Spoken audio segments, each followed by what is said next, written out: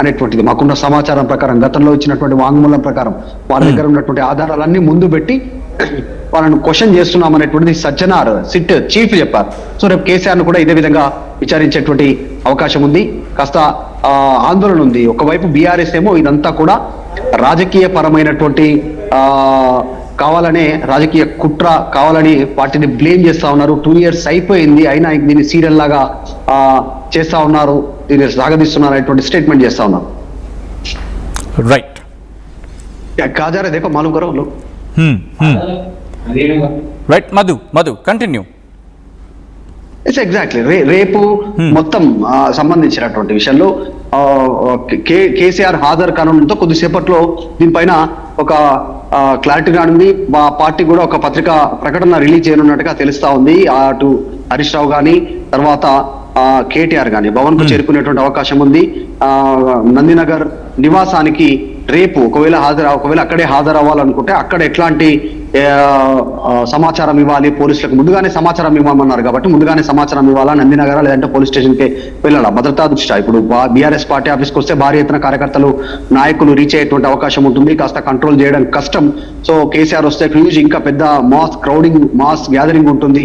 కొన్ని నందినగర్ నివాసంలో అయినా కూడా తట్టుకునేటువంటి సిచ్యువేషన్ ఉండకపోవచ్చు. భారీగా కార్యకర్తలు నాయకులు రీచ్ అయ్యేటువంటి అవకాశం ఉంటుంది. పక్కనే హాస్పిటల్ ఉంది, చిన్న కాలనీ అది. సో అక్కడ కూడా తీవ్రమైనటువంటి ఇబ్బందులు ఉంటాయి. పోలీసులు ఏర్పాట్లు సరిగా చేయగలుగుతారా లేరా అనేటువంటి ఒక ఆలోచన ప్రస్తుతం పార్టీ చేస్తా ఉంది. దాంతో పాటు తదుపరి నెక్స్ట్ డైరెక్ట్ గా ఇవన్నీ కాకుండా నేరుగా పోలీస్ స్టేషన్ కి వెళ్తే అక్కడే విచారణకు హాజరై అట్నుంచే సహకరించినట్టు ఉంటుంది అనేటువంటి ఆలోచన కూడా పార్టీ చేస్తా ఉంది. జనరల్ గా కేసీఆర్ బయటకు వచ్చినప్పుడు ఒక మాస్ గ్యాదరింగ్ ఉంటుంది, కాస్త పార్టీ హైప్ ఉంటుంది. మాజీ ముఖ్యమంత్రి కావడం, బీఆర్ఎస్ పార్టీ ప్రెసిడెంట్ గా కొనసాగుతుండడం, ఎల్ఓపిగా ఉండడం, సో వీటన్నిటి నేపథ్యంలో కాస్త సస్పెన్స్ అయితే కొనసాగుతుంది. కేసీఆర్ గతంలోనే ఆల్రెడీ ఒక క్లారిటీ ఇచ్చారు. అయినా కాంగ్రెస్ ప్రభుత్వం నోటీసుల పేరుతో వేధిస్తా ఉంది బీఆర్ఎస్ పార్టీ నాయకులను అనేటువంటి బీఆర్ఎస్ పార్టీ చెప్తా వస్తా ఉంది. సో మొత్తానికి కొద్దిసేపట్లోనే ఒక క్లారిటీ రానుంది. పార్టీ లైన్ అంటే పార్టీ కార్యకర్తలకు, పార్టీకి సంబంధించినటువంటి నాయకులకు ఒక ప్రకటన రూపంలో పార్టీ విడుదల చేసే అవకాశం ఉంటుంది. కేటీఆర్ గానీ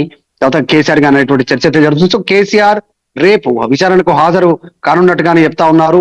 మరి నందినగర్ నివాసంలోనా, జూబ్లీహిల్స్ పిఎస్ లోనా అనేటువంటిది కొద్దిసేపట్లో క్లారిటీ వచ్చేటువంటి అవకాశం ఉంది. అనేక ఆరోపణలు ఉన్నాయి. ఇప్పటికే ప్రభాకర్ రావు గానీ, ప్రణీత్ రావు గానీ, తర్వాత తిరుపతయ్య గానీ, తర్వాత రాధాకిషన్ రావు గానీ వీళ్ళంతా ఇప్పటికే హాజరయ్యారు. వాళ్ళ వాంగ్మూలం తీసుకున్నారు, వీడియో, ఆడియో, తర్వాత పేపర్ రూపంలో తీసుకున్నారు. వారు ఇచ్చినటువంటి సమాచారాన్ని ప్రకారమే మళ్ళీ ఇప్పుడు సిట్ సెకండ్ గా స్పెషల్ సిట్ ఏర్పాటు చేశారు కాబట్టి ఆ స్పెషల్ సిట్ కాస్త స్పీడ్ గా విచారణ కొనసాగిస్తుంది. డే బై డే హరీష్ రావుకి ఇచ్చినటువంటి 2 రోజులకు కేటీఆర్కి ఇచ్చారు, కేటీఆర్కి ఇచ్చిన 2 రోజులకు సంతోష్ రావుకి ఇచ్చారు, సంతోష్ రావుకి ఇచ్చిన ఎగ్జాక్ట్లీ 2 రోజులకు ఈ రోజు కేసీఆర్కి ఇచ్చారు. తర్వాత తదుపరి కవితకు కూడా ఇవ్వను అనేటువంటి వార్తలు వినిపిస్తా ఉన్నాయి. సో మొత్తం ఈ ఫోన్ ట్యాపింగ్ వ్యవహారంలో దీన్ని ఈ కుటుంబానికే అంటగట్టే ప్రయత్నం చేస్తా ఉన్నారు కావాలనేటువంటిది కాంగ్రెస్ ప్రభుత్వం అనేటువంటిది బీఆర్ఎస్ విమర్శలు చేస్తా ఉంది. మాకు సంబంధం లేదు, ఆ పార్టీకి దీనికి సంబంధమే లేదు, ఫోన్ ట్యాపింగ్ కి సంబంధించినటువంటి వ్యవహారం మా కాంగ్రెస్ కు సంబంధం లేదనేటువంటిది కాంగ్రెస్ చెప్పే ప్రయత్నం చేస్తాం. సో మొత్తానికి రేపు కేసీఆర్ హాజరుగానే ఉన్నారు.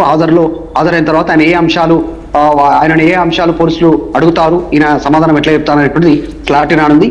సిట్ విచారణ తర్వాత కేసీఆర్ కూడా మీడియా సమావేశం ఏర్పాటు చేయనున్నట్టుగా సమాచారం అందుతా ఉంది. రైట్, మీరు ఒక్కసారి లైన్లో ఉండే ప్రయత్నం చేయండి మధు. అసలు ఏ ప్రశ్న అడిగే అవకాశం ఉంది? దీని గురించి గత కొద్ది రోజులుగా చర్చ జరుగుతుంది. మరి ముఖ్యంగా ప్రభాకర్ రావు విషయం. అంటే రిటైర్ అయిన తర్వాత ప్రభాకర్ రావును స్పెషల్ ఇంటెలిజెన్స్ బ్యూరో ఎస్ఐబి చీఫ్గా కొనసాగించాల్సిన అవసరం ఏమొచ్చిందనే ప్రశ్న అడిగే అవకాశం ఉందంటూ కూడా చర్చ జరుగుతూనే ఉంటుంది. దీంతోపాటు నిఘా పరిధిని దాటి రాజకీయ నేతలు కావచ్చు, లేకపోతే ఈ ఫోన్ ట్యాపింగ్ చేయమని చెప్పి మీరు ఎప్పుడైనా ఆదేశాలు ఇచ్చారా అనే క్వశ్చన్ ఇక్కడ రైజ్ అవ్వచ్చు. దీంతోపాటు అనేకమైన అంశాలు. మరి ముఖ్యంగా ఎప్పటికప్పుడు తెర మీదకి వస్తున్న ప్రశ్న ఏంటి? మునుగోడు, దుబ్బాక ఈ ఉప ఎన్నికల సమయంలో ప్రతిపక్ష నేత కదలికలపై ప్రత్యేక నిఘా పెట్టారు, మేము ఎక్కడికి మా మీద ప్రత్యేక నిఘా ఉండింది, ఫోన్ ట్యాపింగ్కి పాల్పడ్డారని ఆరోపణలు ప్రతిపక్షం నుంచి వస్తుంది. కాబట్టి దీనికి సంబంధించి కూడా క్వశ్చన్ చేసే అవకాశం ఉంటుంది. ఇక నిధుల విషయంలో కూడా అంటే ట్యాపింగ్కి సంబంధించి క్లారిటీ వచ్చిన తర్వాత దాంతోపాటు దాని చుట్టూతో ఉన్న క్వశ్చన్స్కి సంబంధించి ఇటు ముఖ్యమంత్రిగా మీరున్నారు కాబట్టి అప్పుడు ఎటువంటి ఆదేశాలు జారీ చేశారు, అసలు మీ పాత్ర ఎంతవరకు ఉంటుంది, ఎంతవరకు ఉండేది, ఎటువంటి డిస్కషన్స్ జరిగేవి, ఇవన్నీ కూడా ప్రస్తుతం రేపు విచారణకు వచ్చే అవకాశం ఉంది. దాంతోపాటు ఇతర పార్టీల ఎమ్మెల్యేలు ఎవరెవరితో మాట్లాడుతున్నారో తెలుసుకోవడానికి ఈ వ్యవస్థ ఏమైనా మీరు ఉపయోగించుకోవడం జరిగిందా? అఫ్ కోర్స్, ఎందుకంటే దీని గురించి జరుగుతుంది. ఇక ఫోన్ ట్యాపింగ్కి పాల్పడ్డారు, కొంతమంది మీద ఫోన్ ట్యాపింగ్ పాల్పడి అక్కడ ఏం జరుగుతుందో తెలుసుకునే ప్రయత్నం చేశారనేది ఇక్కడ కాంగ్రెస్ కావచ్చు, ఇన్ఫ్యాక్ట్ బీజేపీకి సంబంధించి కూడా కొన్ని సందర్భాల్లో ఆరోపణలు వినిపించిన క్రమం. ఇప్పుడు ఏం జరగబోతోంది అనేది ఇంట్రెస్టింగ్గా మారుతోంది. ఎందుకంటే డేటా డిస్ట్రక్షన్ గురించి, ఎవిడెన్స్ డిస్ట్రక్షన్ గురించి కూడా మాట్లాడుకుంటున్న సందర్భం. 2023 డిసెంబర్ 3 అంటే ఫలితాలు వచ్చిన రోజు రాత్రికి రాత్రి అక్కడ ఆ హార్డ్ డిస్క్ కావచ్చు, డేటాను కావచ్చు ధ్వంసం చేయమని, డేటా ధ్వంసం అయింది కదా, డేటా ధ్వంసం విషయంలో ఏమైనా ఆర్డర్స్ పాస్ చేశారా? ఈ క్వశ్చన్స్ కూడా వేసే అవకాశం ఉంటుంది. ఎందుకంటే ప్రధానంగా డేటాకి సంబంధించి కావచ్చు, దీనికి డ్యామేజ్ చేశారు, వాటిని డ్యామేజ్ చేసే ప్రయత్నం చేశారని చెప్పి ఈ నేపథ్యంలోని ఇలా వీటి చుట్టూత క్వశ్చన్స్ రైజ్ అయ్యే అవకాశం ఉంది. మరి ముఖ్యంగా ప్రభాకర్ రావు దేశం విడిచి వెళ్ళడంపై మీకు ఏమైనా ముందు ఇన్ఫర్మేషన్ ఉందా? ఆయన వెళ్తున్న సందర్భంలో కావచ్చు, ఇలా అనేక ప్రశ్నలు ఆయన ముందు వచ్చే అవకాశం కనిపిస్తోంది. ఇదే అంశం మీద ఇన్ఫాక్ట్ రేవంత్ రెడ్డి ప్రభుత్వాన్ని టార్గెట్ చేస్తూ కొద్ది రోజుల క్రితం మాజీ ముఖ్యమంత్రి కేసీఆర్ రియాక్ట్ అయ్యారు. ఈ నేపథ్యంలో ఫోన్ ట్యాపింగ్ అంశాన్ని కూడా ఆయన తెర మీదకి తీసుకొచ్చారు. ఫోన్ ట్యాపింగ్ అంశానికి సంబంధించి కూడా రియాక్ట్ అయ్యారు. ఇంతకీ మాజీ ముఖ్యమంత్రి కేసీఆర్ రియాక్షన్ ఏంటి? ఇప్పుడు ఒకసారి చూద్దాం. ఇది రాష్ట్ర ప్రభుత్వమా? అసలు ప్రభుత్వం ఉందా? నిద్రపోతున్నారా? ఇంతసేపు రియల్ ఎస్టేట్ దందా తప్ప ఇంకోటి లేదా? ఇల్టు భూములు ఎట్లా అమ్ముదాం, పల్టు భూములు ఎట్లా అమ్ముదాం, ఆ భూములు ఎట్లా దెబ్బ పెడదాం, ఇంత కమిషన్ కొడదాం, ఇది తప్ప రాష్ట్ర ప్రయోజనాలు, నీళ్లు, రైతులు, మనుషులు లేరా? ప్రాజెక్టులు ఎందుకు 2 నెలల నుంచి ₹1 పెట్టలే? ఎందుకు ఒక తట్టడి మట్టి తీయలే? ఎవరు నిరోధించింది మిమ్మల్ని? ఎవరు అడ్డుపడ్డారు మీకు? ఎవరు కట్టేసారు మీ కాళ్ళను? అటు పైసా పనిచేయరు, నిష్క్రియాపరత్వంగా ఉంటారు. ఈ డిపిఆర్ పంపిస్తే సపోర్ట్ చేయరు. ఇలా చివరికి 45 టీఎంసీ అని రాస్తారు. అంటే ఏం కాబోతుంది? ఎవరో ఒత్తిడి ఉంది దీని వెనుక?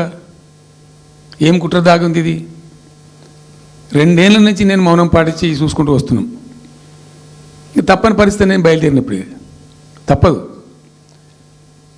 అటు కేంద్రాన్ని ఎక్స్పోజ్ చేస్తాం, ఇటు రాష్ట్రాన్ని ఎండగడతాం ప్రజల మధ్యలో ఖచ్చితంగా. ఇలా మొత్తం విస్తారంగా మాట్లాడినాం, చర్చించినాం, చాలా పెద్ద ప్రజా ఉద్యమాన్ని శ్రీకారం చుడతాం.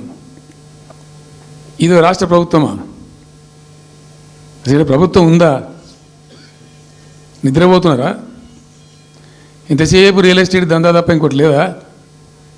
ఇల్టు భూములు ఎట్లా అమ్ముదాం, పల్టు భూములు ఎట్లా అమ్ముదాం, ఆ భూములు ఎట్లా దెబ్బ పెడదాం, ఇంత కమిషన్ కొడదాం, ఇది తప్ప రాష్ట్ర ప్రయోజనాలు, నీళ్లు, రైతులు, మనుషులు లేరా? ప్రాజెక్టులు ఎందుకు 2 నెలల నుంచి ₹1 పెట్టలే? ఎందుకు ఒక తట్టడి మట్టి తీయలే? ఎవరు నిరోధించింది మిమ్మల్ని? ఎవరు అడ్డుపడ్డారు మీకు? ఎవరు కట్టేసారు మీ కాళ్ళను? అటు పైసా పనిచేయరు, నిష్క్రియాపరత్వంగా ఉంటారు. ఈ డిపిఆర్ పంపిస్తే సపోర్ట్ చేయరు. ఇలా చివరికి 45 టీఎంసీ అని రాస్తారు. అంటే ఏం కాబోతుంది? ఎవరో ఒత్తిడి ఉంది దీని వెనుక? ఏం కుట్ర దాగుంది? ఇది 2 ఏళ్ళ నుంచి నేను మౌనం పాటించి చూసుకుంటూ వస్తున్నాం. తప్పని పరిస్థితి నేను బయలుదేరినప్పుడే తప్పదు. అటు